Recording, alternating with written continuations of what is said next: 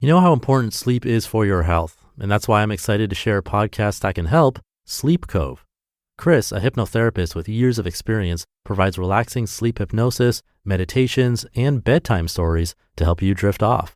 So next time you find yourself staring at the ceiling, play Sleep Cove's episodes focused on reducing anxiety or improving your confidence and experience the benefits of a good night's rest. Follow Sleep Cove on your favorite podcast platform so you can easily find it whenever you're ready to wind down and relax. This is Optimal Living Daily, episode 2825, Why Live in the Moment is Terrible Advice, by Benjamin Hardy of benjaminhardy.com. I'm your host and narrator, Justin Malik. And hello, old friend. Not calling you old. Old stands for Optimal Living Daily. This is where I read to you from some of the best articles on the planet with permission from the authors. And with that, let's get right to our next post as we optimize your life. Why Live in the Moment is Terrible Advice, by Benjamin Hardy of benjaminhardy.com. One of billionaire Peter Thiel's secrets to success is asking himself the contrarian question, what important truth do very few people agree with you on? In similar fashion, but nearly a century earlier, Mark Twain said, quote, "Whenever you find yourself on the side of the majority, it is time to pause and reflect," end quote. When you hear or read something, even this very article, it's good practice to consider the opposite of what is being said. In many, even most cases, you'll be safer zigging while the masses zag. The sexiest lie of 2015.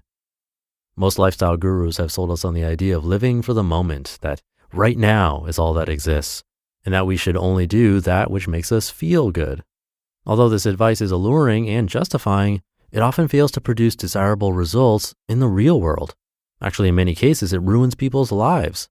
Living for the moment is the reason people leave marriages, lose control over their health, and why America is trillions of dollars in debt. Instead of living for the moment, it is better to live for the past, as you'd prefer to remember that moment in your life in general. As Dan Sullivan has said, quote, "You can only have a better present to the degree that you have a future that transforms everything in your successful past," end quote. If you find yourself defending your past, this article is probably for you. Although our distant past may not be pretty, our recent past is a clear indicator of our present circumstances. How have your last 2 years been? How have your last 2 months been? How have your last 2 days been? Today is tomorrow's yesterday. Are you living today to give your tomorrow self something to build off? Will you have momentum tomorrow based on your choices today? Or are you just putting off needed change until some future day? Living for the past is really living in the present. It's realizing that as a forward-thinking person, you're living in the past right now. What you do right now determines the future you hope to create. Here's why. Living for the past informs how you live in the present. When you live solely for the moment, you act on impulse. Your behavior is a product of circumstance rather than conscious choice. As a result, you often make regretful decisions. Conversely, when you live for the past, for your memories, you consider how you want to remember the experience you're having. As a result, you live intentionally in the present. As strange as it may sound, our memories of our experiences are more important than the experiences themselves. For instance, as I write this, I'm currently on a family vacation at Disney World in Orlando, Florida. It's amazing to watch our 3 foster kids excitedly meet all the fun characters and ride the rides. But do these moments last forever? Before we all know it, the day is over. The vacation is over. The year is over. Our kids are grown. But we have pictures and memories of these moments that last a lifetime and forge our relationships. And these memories are actually the reason we have experiences in the first place. How do you want to look back on today? How do you want to look back on this year? How do you want to look back on your entire life? These questions are better at informing your present decisions than acting based on impulse, circumstance, or your current emotional state.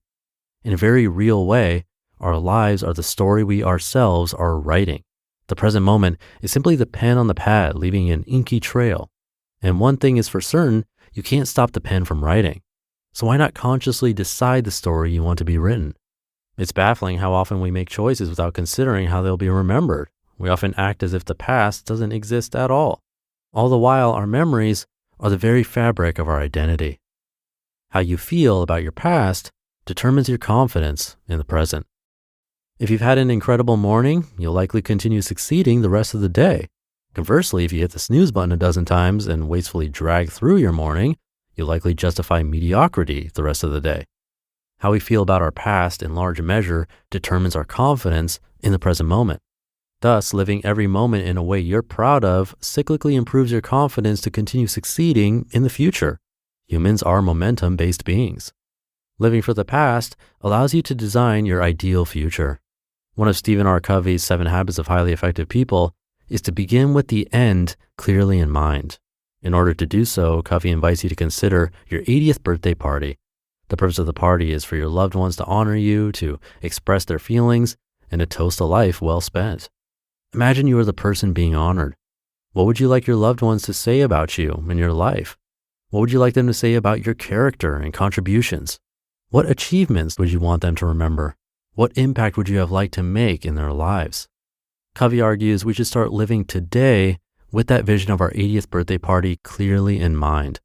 Thus, even when considering the end of our lives, it is framed by how we will remember, how we will look back on our lives. Indeed, living purely from the moment fails to comprehend the holistic nature of time.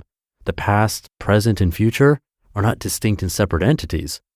When you live for your past, you consciously design your ideal future and simultaneously live intentionally in the present. You fail at one, and all are impacted. Each are mutually dependent. You can have any future you want. More importantly, you can have any past you want, and your past is what dictates your present. You can be a person you're proud to be. Living for the past empowers you to make harder and better choices. It's so easy to justify poor decisions in the moment. It's easy to break our personal commitments. Sometimes we can't control our anger and we yell at our kids. Sometimes the cookies look too good and we just can't say no. Sometimes we'd rather veg than work toward our goals. Sometimes we'd rather sleep in than go to the gym. If we do this long enough, our whole life, our past will not be what we intended it to be. As J.M. Barrie, author of Peter Pan, has said, quote, "The life of every man is a diary in which he means to write one story and writes another. And his humblest hour is when he compares the volume as it is with what he vowed to make it," end quote. However, when you live for your past, you will consistently make better, often harder decisions. You'll choose to be happy even if you don't feel like it. You'll choose to get up rather than sleep in. You'll choose to work while others play. You'll choose to save rather than spend. You'll choose to stick it out rather than quit over and over again. You'll choose to fight for what you believe in. You'll choose to do hard things because they are the right thing to do. You'll choose the road less traveled. And yes, it will make all the difference. You just listened to the post titled, "Why Live in the Moment is Terrible Advice" by Benjamin Hardy of benjaminhardy.com. Now that it's summertime, you can expect a lot of walks, sports, dancing, and more. And that means it's more important now than ever to pay attention to everyday hydration. Introducing our sponsor, Liquid IV, the #1 powdered hydration brand in America, which is now available in sugar-free. With 3 times the electrolytes of the leading sports drink, plus 8 vitamins and nutrients for everyday wellness, Liquid IV packets hydrate 2 times faster than water alone. It's also non-GMO and free from gluten, dairy, and soy. Plus, Liquid IV makes hydration more fun. I have all the incentive I need to stay hydrated thanks to Liquid IV's delicious flavors. There are a bunch to choose from, each one truly better than the last. Real people, real flavor, real hydrating. Now sugar-free. Grab your Liquid IV Hydration Multiplier sugar-free in bulk nationwide at Costco, or get 20% off when you go to liquidiv.com and use code OLD at checkout. That's 20% off anything you order when you use promo code OLD at liquidiv.com. Thank you to Benjamin. Always fun to get an article that challenges typical advice that we've likely heard on this show before. I'm sure we've heard that live in the moment phrase. But what he described is fair, I think. It sounded more a bit like impulsiveness to me, but that could be describing living in the moment. It can definitely lead to bad choices and regret. It actually reminds me of a very old Simpsons episode that I saw as a kid and still remember to this day. I think they were poking fun at the self-help movement because what seemed like the entire town came to a seminar to see someone speak. like a Tony Robbins type. And when Bart Simpson was brought onto stage, the speaker ended up liking Bart's idea of doing what you feel, which created this whole movement of doing exactly that, which obviously led to terrible results.